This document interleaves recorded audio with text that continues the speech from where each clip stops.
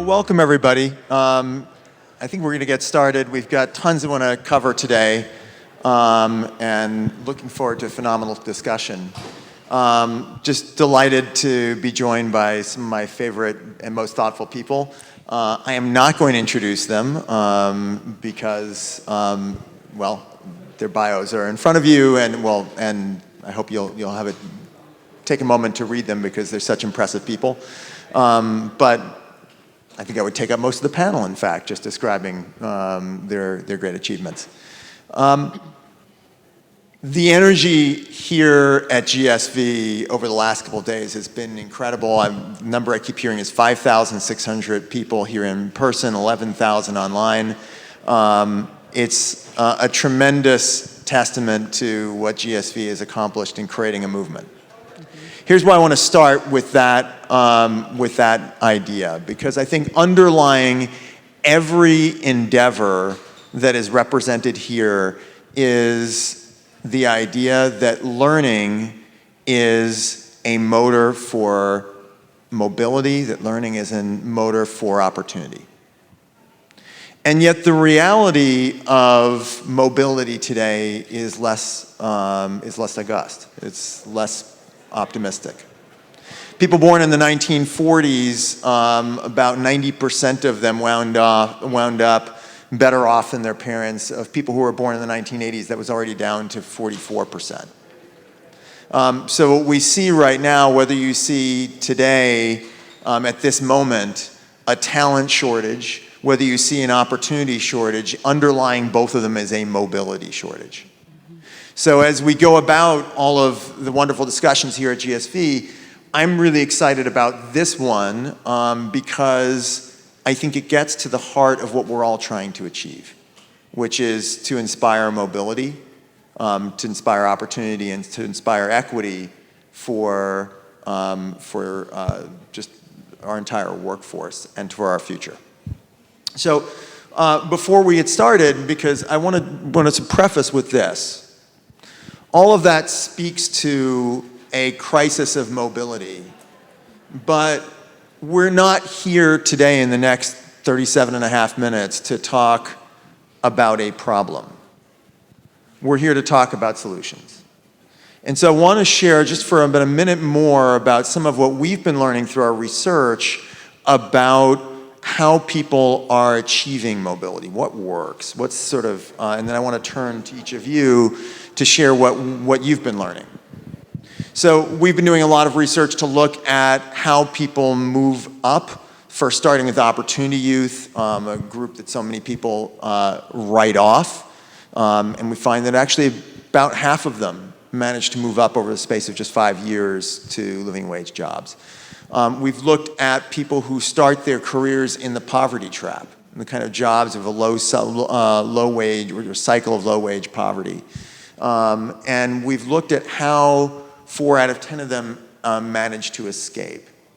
We found that where you start matters a lot, what sector you're in, what job you're in, but also what company you're in. And we've a fair amount of research that we're in the midst of doing right now that's documenting how much the company you work for matters. And we've learned a lot also about the specific sets of transitions that help people to move up, as opposed to sort of the pie in the sky view of that I think underlies a lot of endeavors of, okay, we can help people leap tall buildings in a single bound, but what's the set of steps that progressively lead people up over time? And so I'd like to turn this question to each of you to get started. As we think about where the innovations lie, first want to understand what have we learned about what's hampering mobility today, and what have we learned about what can inspire it. And maybe we'll start with you, Ann. Sure, thanks. So I'm Ann Kress. I'm the president of Northern Virginia Community College. Just really quickly, we have 6 campuses, about 83,000 students right across the river from DC. And so when we look at where our students go and what really spurs that upward mobility, one of the things we've increasingly focused on is the length of the credential. right? We know that our students suffer from what has become known as time poverty, right? So when we're thinking about how long we're asking students to engage with us, saying it's going to take 2 years, saying it's going to take more than 2 years if you start in developmental education, just isn't going to work. So the Commonwealth of Virginia started about 5-6 years ago a program that is now known as Fast Forward. Emphasis on the fast as well as the forward, right? So these are 6 to 12-week programs, typically 2 to 4 months. They have to be directly linked to regional economic needs, right? So there needs to be a real labor market for this, where students live. So you're not saying to them, hey, study this and then go move across the country. These are also programs that the state is incentivizing students to participate in by reducing the cost. The average Fast Forward credential costs a student about $1,000, a little less than $1,000. It costs the state less than $2,000. The wage gains here are incredible. So on average, a student over those 2 to 4 months will enter into an occupation where they're going to make $12,000 more a year. Okay, so recognize that some of these folks are coming in making $0 to $8,000 a year. And these are industry-recognized credentials then that are workplace relevant in the region, but are portable. Right? And so the success there is incredible, as is the demand from employers, but the demand from students. So post-COVID, what we've seen is increases in as much as the triple digits of enrollment in these programs. Very simple reason, folks know they work. Right? They know that this isn't education that you hope will connect you to a job, but that you know will connect you to a job. And then at NOVA, we've provided guaranteed interviews for many of these students, for folks in IT tracks. We're also paying for their certifications. So, you know, what opens that door is being able to tell people with a straight face who are on the other side, this will be a door of opportunity for you. Right? This isn't a possible opportunity or maybe this will work out, this is real. And as a result, about 96% of the folks complete the programs, about 3/4 of them actually earn that credential, and the employment outcomes speak for themselves, right, in terms of wage gains. That's a 34% wage gain, and I should also say that when you look across racial groups, that wage gain is the same. Right? It's like 31, 31, 34, so you're not talking about huge disparities in that gain. And that makes a difference, being able to tell students that as well. And let me ask you this. I mean, what you just described is the alchemy of education at its best. Right? You know, when somebody can go with $3,000 investment and make $12,000 more, it really embodies the idea that learning is the unique opportunity that people have to arbitrage in themselves, to buy low, sell high. I mean, it's incredible. Why is there an awareness gap, and what can we do to bridge that?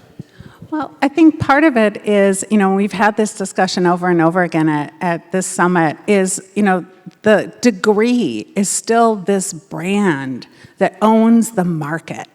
Right? And it's going to take employers. And I think one of the brilliant things that the Commonwealth of Virginia did was it started with employers and said, okay, what do you actually need?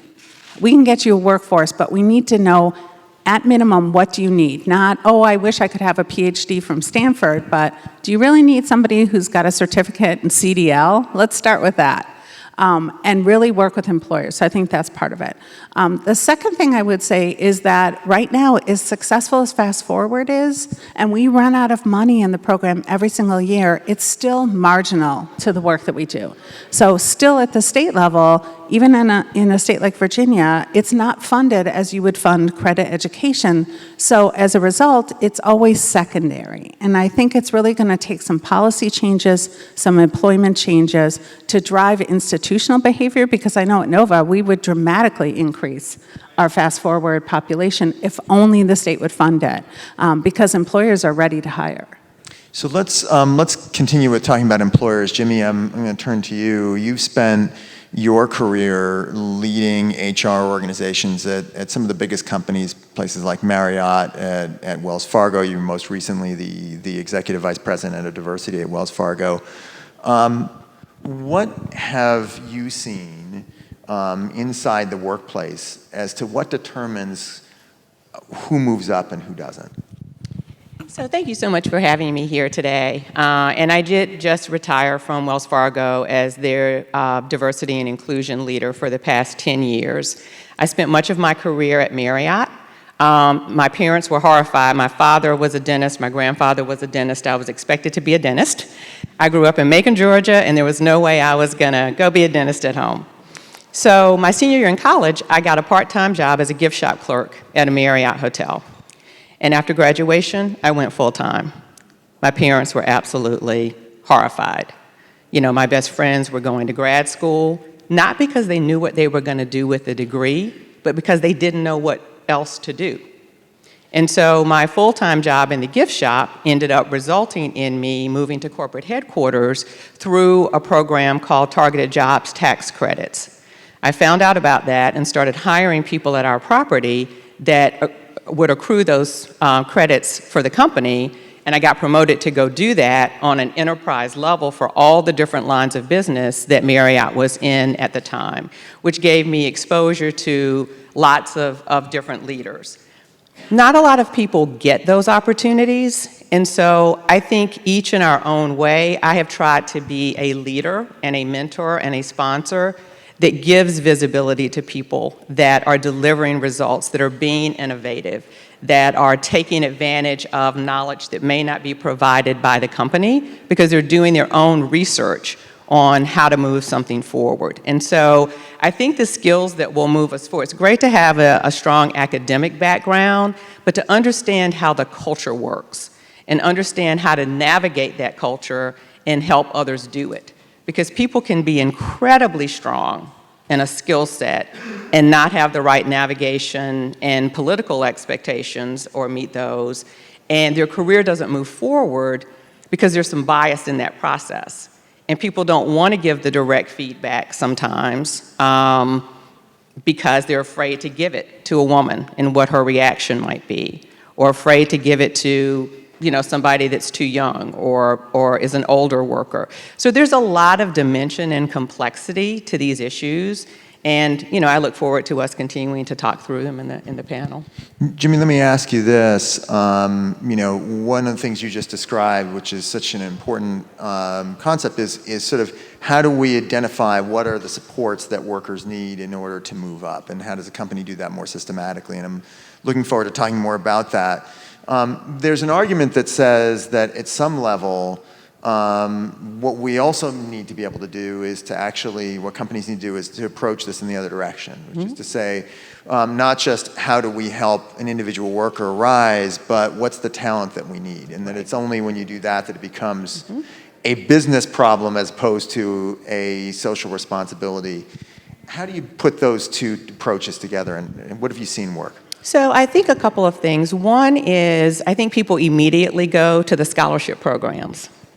So they immediately go to, United Negro College Fund, Hispanic Scholarship Fund, other programs like that to say we're going to go there to get the talent versus going to historically black colleges and universities, as well as going to large universities and ensuring that there is a funnel of diverse talent that shows up when they come by figuring out how to outreach to them. Do they do it through their Black Student Council or their LGBTQ group? But how do they get the right attendees to come to something that will change their perception about the possibilities associated with an industry? A lot of people that are racially and ethnically diverse didn't want to work in hospitality because that's what their family members did for generations because they had no other choice. And so they viewed hospitality as serving people, not as a sophisticated global enterprise that makes people's dreams come true, that educates them through travel and those types of things. So I think part of it is how you frame it. But ultimately, people have got to be out there selling their stories. People that are successful in these organizations have to sell their stories and have to help be a part of bringing the next generation along and influencing decisions within their companies, which is incredibly challenging to find all the right people to do that in some place like Marriott that has over 500,000 people working for it globally right now. Wells Fargo is at 275,000 folks. And so you've got, a microcosm of the world in terms of belief systems, bias, all those types of things in the workforce and in leadership. And so how do you help the leadership focus on understanding their bias, which is a lot of what I've done in the Chief Diversity Officer role by having people take instruments like the cross-cultural indicator and things like that, where people realize that they're not quite as inclusive as they think they are. But I think there are multiple aspects to it, all of which are critical, because otherwise you bring people in, they have all the credentials and expectations and experience that you're expecting, but they don't perform in the way that you thought they would for some set of reasons that most of the time we don't take the time to understand. And so how people are onboarded, how they are sponsored and checked in on, through the first 6 months, maybe even the first year of a job, is really important, regardless of what level they are. A lot of what will determine the success of things is going to depend a lot upon collaboration. I would say we're at this kind of golden moment right now, which is defined on the one side by talent shortages, which have made questions of worker, not just availability, but worker mobility, not number 6 on everyone's top 5 list, but issue number 1. And on the other side, by the equity imperative that companies increasingly are recognizing that they need to rise to as well. And so all of that is encouraging a level of thinking about how do we consider a broader set of sources of talent? How do we create the workforce that we need? Debbie, you are really one of the most thoughtful people I know, I know about bringing people together, about bringing employers. So we're not solving this just at a workplace by workplace level, but collaboratively as a sector. You're running the Rework America Alliance at the Markle Foundation and bringing together a range of stakeholders. And so I'd love to hear what you've seen work. Thank you, Matt, and thank you for including me in this important conversation. I am a director at the Markle Foundation, and I help lead an initiative called the Rework America Alliance. And just really quickly, it was really formulated to bring together national partners to support workers to have access to good jobs. And it was really the emphasis on good jobs is really important in this as we were approaching this from a time with the pandemic and equity and equality, and really thinking about how do we support workers to not just go into any job, but to have access to a good job. And what resulted in that originally was a framework that identified origin and gateway and target roles and really looked to how does a worker's experience gained by different avenues beyond credentials amount to job progressions that will lead to not only a living wage but a career and opportunity. And what has been profoundly sort of meaningful to me is that conversation about how do we get workers into good jobs happened at the same time that you have almost every, if not every, Fortune 1000 company in America committing to hire a more diverse workforce and to really look at how skills-based practices or skills-first practices could be a vehicle for opening up equity and opportunity. And yet, those two are not as congruous as you would think. So as you think about what works and where do we have needs for improvements, right, I think about access, I think about entry, and then I think about mobility. And so if you think about access and entry into a gateway role that'll provide opportunity to continue to translate skills into upward movements, That's access and entry. The question on the other side is, how are employers ready to support those workers once they've entered? Do they have the skills-based infrastructure to be able to continue to provide the much-needed training to allow them to make multiple progressions and continue to move up towards better wages and sustained careers? Do companies in their sector or across the whole field, can they recognize that individual when they want to move to somewhere else? And the answer largely to date is no. We are still a mostly credential-based society that are looking for specific terms in our workforce. And so what I do on the day-to-day basis is to try to encourage our employer community, large and small employers, to be able to move towards skills-based practices and to be able to start moving towards a system that's less credential-based. That doesn't mean we're moving to a system that is not based on higher ed and not inclusive of our education partners, but is a system that is recognizing the experiences that workers gain as they progress along their careers, such that they can acquire these skills and that they are recognized and matter no matter where they are in that career progression. Debbie, a question for you here. You know, as you were talking about this question of what are the jobs that, you know, how do we think about access first and then mobility, and it's a great framework, right? We need to get people in the door and then we can help figure out how to move people up. The reality, of course, is that some jobs offer a path up and others have a ceiling. And so how do we tell the difference, and how do we make sure that workers know the difference? It's a great question.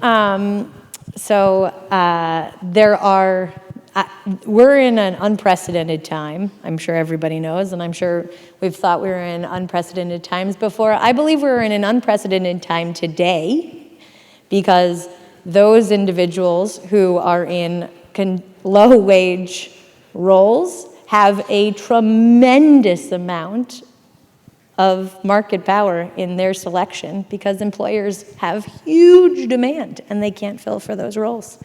And so where there's demand, I hope that with the support from communities like this, that we can support innovation. And so what does that mean? That means supporting career coaches and career navigators to be able to show workers that they have opportunities for alternative paths and that their skills matter and translate from a role that may not be traditional, or you may have been working as a bartender and that actually could translate very nicely into a sales role, but you didn't know that you could that you had skills that you had acquired, that you could go into a sales role and explain those as required skills. So that's a worker-facing side, that somebody has an identity, that they understand the skills that they possess and the paths that they have opportunity towards. And then on the employer side, there's a need for innovation. There is a need to have a pull mechanism where you go and look for talent from alternative places and have a willingness to go out and seek talent that has 80 or 85% of the required skills that you're looking for, because you can train for those 100, and so that you can find the need and bring them in and then bring them up. But that requires a willingness to go out and find talent in new ways. I think there's a willingness, but I think that employers largely don't know what that means in practice. And so in terms of where we can innovate, I think finding ways to enable employers to be able to go out and find that talent from different places is something that we could be really meaningful. Matt, if I could just add one thing to that. I think the other thing that we have to pay very close attention to is that jobs are going away. So you check yourself out of the grocery store, right? You check yourself into the hotel because you've given your card in advance. So if you think about jobs that were paying living wages in companies that provided great benefits, where people had the ability to move up, whether it was a union environment or a non-union environment. And a lot of these systems, people have been there 35, 40. I mean, at Marriott, we gave people 50-year plaques. A lot of those jobs are going away. And so the way that things are changing, I totally agree with Debbie about the reskilling, but ultimately I think there's going to be less people in the legacy industries, the big, large employers. And so how do we help to develop agility to understand the new jobs and help people prepare their skills and understand, you know, whether they need more education, whether they need more technical expertise, or whatever it might be, to be able to continue to sustain their standard of living moving forward. It's a complex social, financial, demographic shift issue that a lot of companies sit in rooms like this and try to think about what it means for them. I know you want to get to Pierre, so I don't want to take his time, but one thing I would just underscore here is that the Federal Reserve Bank has looked at this, and the individuals who are most likely to be in jobs that are routinized and at risk of automation are individuals who come from communities of color. Right? So I think that's really important for us to understand that, you know, it used to be maybe the only job that I could get was in the gift shop, at the Harris Teeter, checking out groceries.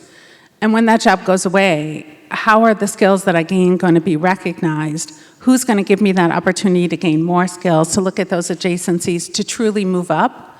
Otherwise, I just move out, and that doesn't benefit anyone. And I think that accounts for so much of the kind of low-wage treadmill that we see people on, where we're not providing the skills, we're not providing the opportunity. So, Jimmie, you talked about the need for agility in a rapidly changing economy. Debbie, you made the point that skills matter. I want to bring those two together and turn to you, Pierre, certainly last but not least.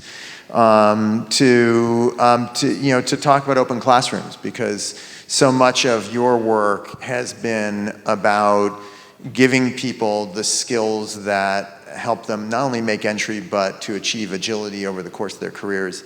Love to hear about that work and what you've learned works and what doesn't work.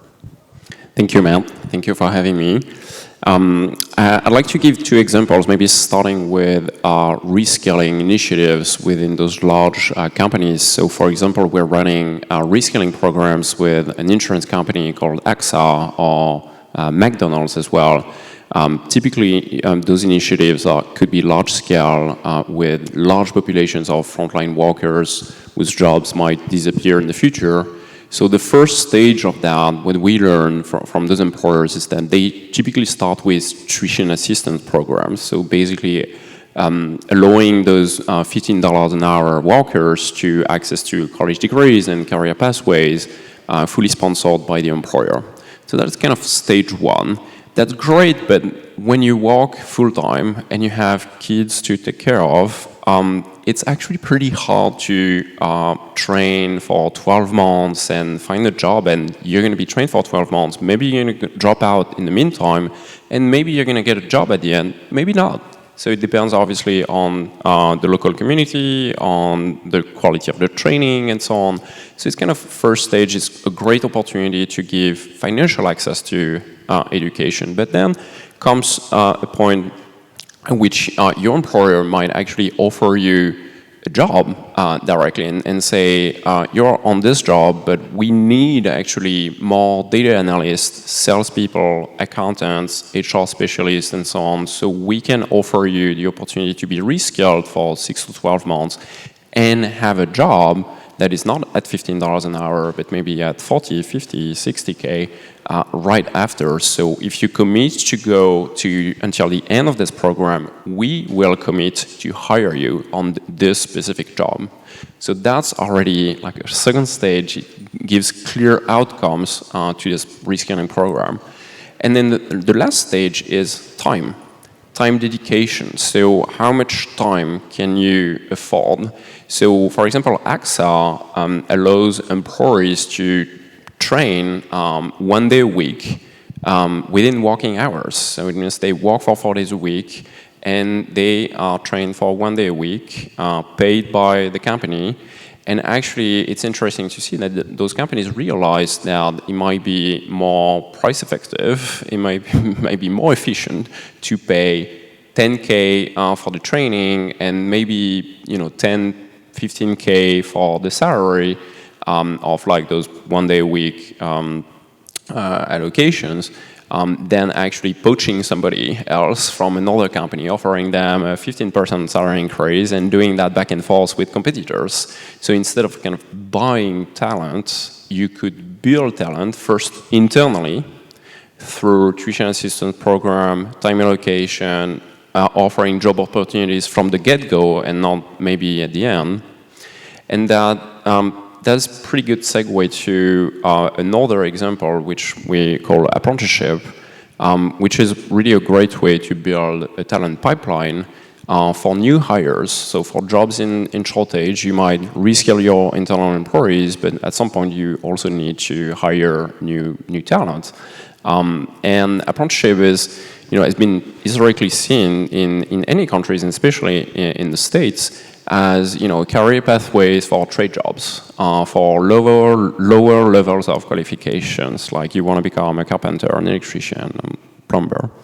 And it was actually the case in Europe where apprenticeship really started 10, 15 years ago. It was seen also the same way. But that really changed through public policy changes to become actually a pathway to white-collar jobs. So a pathway even to college degrees, as you can find degree apprenticeship programs, meaning apprenticeship programs not only leading to a job, but also to a college degree. So let me walk you through what an apprenticeship program would be. So an employer would need to hire, let's say, a software engineer in a specific location. Instead of, again, like buying this talent, poaching talent, they could build this talent pipeline also in a more diverse way, because they would focus mostly on skills and not on degree requirements.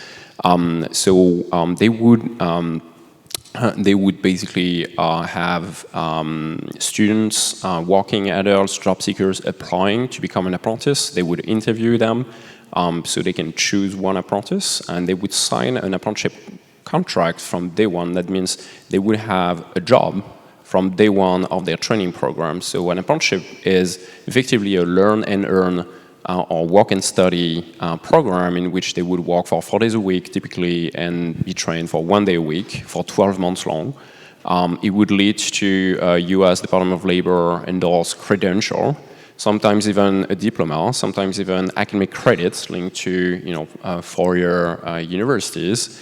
And that leads obviously to a job from day one, because they would be paid between $1,500 to $2,500 a month. And as they would get more and more skills along the program, they would have salary increases every couple of months.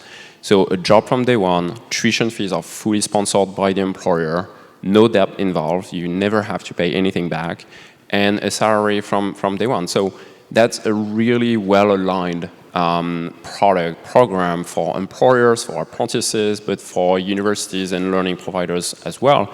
And there is good momentum around that, and we've seen that in other countries. So it's really interesting to see that the talent shortage and the diversity challenges in this country might actually lead to kind of a boom in this apprenticeship space, I hope, on higher levels of qualification and white-collar jobs. So, models like that are incredibly inspiring, and they also remind us of how much work there is to do. We know on the one side that, and Debbie was saying before, how most companies don't really know who work for them, let alone be able to inspire mobility. And from some work that we're doing right now, we can see that the span of levels of mobility, you can have two companies that are direct competitors, and one has employees who move up and one does not. On the ed side, we know that while there are some phenomenal and really opportunity-aligned institutions like Northern Virginia Community College, we also know that 4 out of 10 college graduates wind up graduating into a job that doesn't require their degree. So there are we're seeing a lot of need for progress. Where I'd like to conclude is a little bit of a lightning round here. This is an audience of innovators, and specifically many of us are tech innovators. And so I'd love to ask each of you, kind of if you were to wave your magic innovation wand, what's the single biggest tech innovation that you think would unlock mobility? Sure. So I would focus on the degree, right? Companies love the degree because it's easy. Show me your transcript. I want to see that you've earned something. Right now, there's too many opportunities. The choice is paralyzing for how to document these skills. And as a result, folks just hold up the hand, right? The power of Fast Forward in Virginia is that it's based on industry-recognized credentials. So folks feel very comfortable hiring. So the tech solution needs to be something that's as easy as a transcript and that can be as commonly accepted. And that's going to be really important when we talk about moving up long-term, because it can't just lead to your first job. It needs to help you get the second job and the third job so that you continue to move up. Not, oh, this skill stuff, that's good enough for an entry-level position, but now we're going to look past you to somebody else to promote when that opportunity comes. Jimmie? So I would just build on that by saying that also the skills that you use in those jobs. So people look at certain jobs and think that they are just easy jobs. You know, the person at the front desk just checks us in. Well, they got a whole bunch of other stuff they're doing too behind the scenes, right? And so I think to more fully detail what is involved in a job so that the people experiencing the interaction understand the level of complexity and dimension to the job, and that people that are interested in doing that job understand that as well. And, you know, what education or experience might be necessary to ensure that they're successful in the role. Jimmie, wave your magic tech wand for us. I think it's about skill interoperability. I think it's about skill interoperability involving employers. Look around. Many of you are employers, but you're not from corporate America.